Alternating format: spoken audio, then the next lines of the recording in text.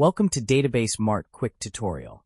In this video, we'll show you how to install Ollama and set a custom directory for storing model files. Let's get started. First, create a folder where you want Ollama to store its model files.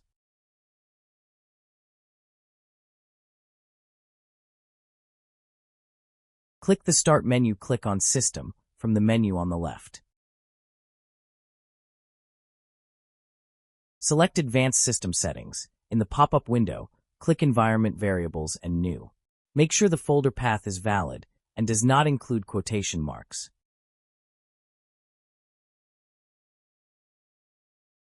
Click OK to save and close all windows.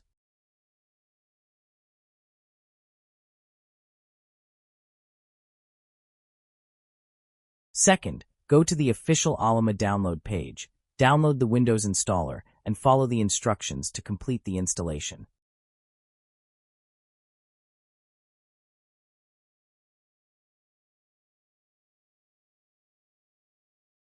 Finally, open the CMD or PowerShell terminal, enter the download command, wait for a moment, and Ollama will start downloading the model and store it in the directory you just set.